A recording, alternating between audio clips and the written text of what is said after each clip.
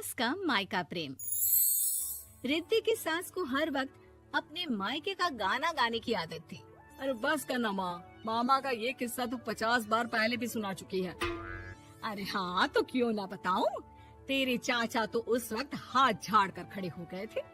तब मामा ही था तेरा जो आगे आया और मदद की। देखो अब ठीक है ना, जो हो गया सो हो गया। क्यों एक बात को हमेशा गाती रहती हो। अब तो बहू घर आ गई है, उसे तो सबको मान कर चलना है ना, कि सिर्फ सास का मायका ही समझेगी वो। तभी वहाँ रिद्धि आ जाती है। माँ, आज मैं घर जा सकती हूँ? माँ को मेरी बहुत याद आ रही है। शादी के बाद एक बार भी नहीं गई। हाँ तो कौन जाता है। अरे मेरी शादी के बाद जब मैं विदाई होकर आई, इतना बड़ा ससुराल मेरा, खाने वाले 10 लोग और बनाने वाली मैं सिर्फ एक। ऐसा लग रहा था जैसे सिर्फ खाना बनाने के लिए ही ब्याह किया है। वो तो मेरा भाई था, गांव से एक काम करने वाली चाची को भेज दिया जो मेरा हाथ पटाती थी, और उसको पैसा, खाना, कपड़ा, रहने के लिए कमरा, वो सब किसने दिया था? तुम्हारे भाई ने। ये मामला रोज का था। ससुर भी जब गुस्सा होते तो वो सारी बात कह देते जो उनके मन में इतने समय से चल रही थी।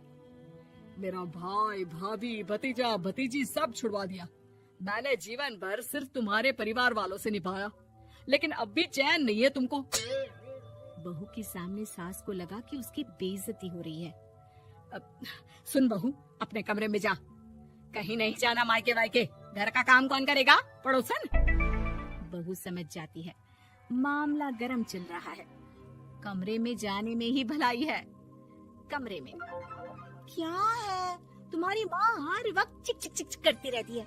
कल ताई मिली थी तुम्हारी मुझे, लेकिन मजाल है सासू माँ की उन्होंने एक बुराई की हो, लेकिन सासू माँ हाँ, जब देखो तब ससुराल के लोगों की बुराई करती रहती है।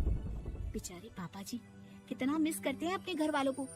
मेरा तो बड़ा मन करता है कि ताऊ जी, चाचा जी और सब मिलकर रहे, ना साथ रहे लेकिन आना जाना तो ठीक से रखिए।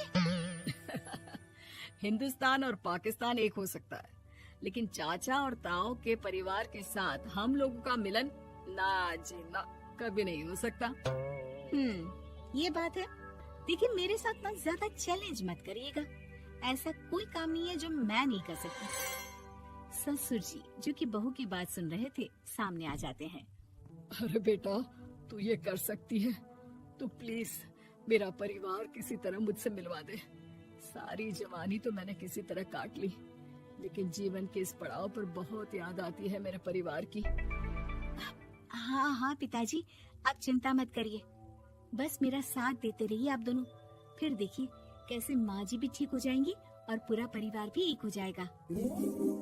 थोड़ी देर बाद बहू सामान लेकर घर से निकल रही होती है कि मना किया था ना तुझे मायके जाने के लिए, फिर क्यों जा रही है? बहू कुछ कहती इससे पहले ही बेटा बोलने लगता है। क्या है माँ, वो घर जा रही है। वैसे भी उसके माता पिता ने मुझे 10 लाख दिए तब जाकर मेरा काम शुरू हो पाया, वरना तूने मेरे लिए किया क्या है? अरे वाह बेटा, बचपन से पढ़ाया लिखाया, तेरे दुख दर्द में जगी, और आज वो लोग तुझे सही लग रहे हैं। और फिर ससुराल में लड़की खुश रहे, ये तो मायके वालों की जीवन भर की जिम्मेदारी रहती है। तो ये तुमको भी तो सोचना था ना। ताऊ जी ने पापा को पढ़ाया लिखाया, जब तुम नहीं आई थी तो पापा के लिए ताई जी ने पापा की माँ की तरह देखभाल की। अब बोलिए। अरे तू कुछ नहीं जानता बेटा, तेरे पापा को सब पता है, तभी वो उन लोगों से वास्ता नहीं रखते। मैं उन लोगों को जानता हूँ, लेकिन मैं तुम्हें नहीं जानता कि तुम्हारे मन के लायक काम नहीं हुआ तो तुम घर की शांति बर्बाद कर दोगी। सास जोर जोर से चिल्लाने लगती है। तभी वहाँ सास का भाई आ जाता है। अरे क्यों आप लोग मेरी बहन को परेशान करते रहते हैं? पहले ये जीजा कम थे, जब बहू भी आ गई। बहन, मैंने तो 30 साल पहले ही बोला था, अपना हिस्सा ले और छोड़ इन लोगों को, चल अपने साथ। बहू समझ जाती है कि मामा ससुर की नजर किस पर है। देखा, तुम लोग मुझे अकेला मत समझना, मेरा भाई खड़ा है आज भी मेरे लिए। बहू मायके जाती है और आते वक्त साथ में एक नौकरानी ले आती है। अरे बहू, कुछ खाने को दे दे। अरे आंटी, क्यों भाभी को परेशान करती रहती हो? उनके भाई ने मुझे जिम्मेदारी दी है। किसी भी चीज की परेशानी नहीं होनी चाहिए भाभी को। जो चाहिए मुझे बोलने का। आय हाय, बहू के मायके वालों का इतना दखल। ये मेरा घर है, कोई कल का आए इसे पूरा कैप्चर कर ले, ये बर्दाश्त नहीं होगा मुझसे। क्या हो गया सासू माँ? क्यों सुबह सुबह चिल्ला रही हैं? चमेली, ओ चमेली, क्या कहा था मेरे भाई ने तुझे? अरे दीदी बहुत तेज है आपकी सासू माँ। मैंने तो बोला कुछ चाहिए तो मांग लो मुझसे। अरे निकल यहाँ से, घर को रेलवे स्टेशन बना रखा है, जो देखो वो घुमा जा रहा है यहाँ से वहाँ। ये कहीं नहीं जाएगी।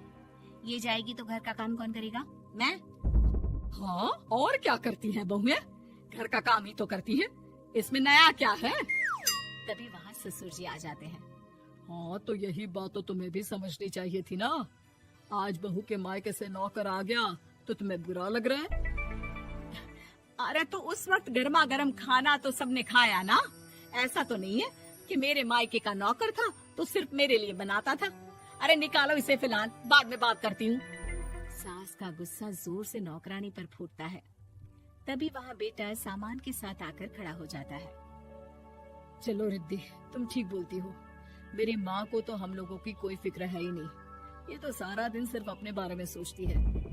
और देखिए, मैं अब से कह रही हूँ कि अब से इस घर की तरफ आपको देखना भी नहीं है। नहीं आना आज के बाद इन लोगों से मिलने। हाँ हाँ, बस कभी कभी दिन में 2 बार मिलने आ जाओ। नहीं, बिल्कुल नहीं।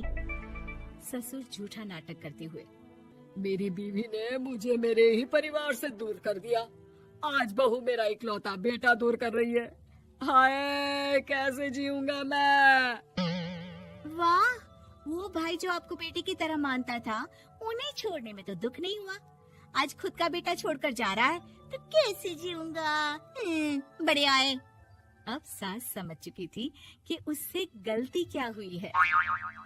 मुझे माफ कर दे बहू, अब मेरी समझ में आ गया कि अपनों से दूर कर बीवियां पति का भला नहीं बल्कि उन्हें जीवन में अकेला कर रही है। मुझे माफ कर दे, मैं अब सबसे माफी मांग लूंगी। ससुर जी दूर से बहू को थम्स अप दिखाते हैं।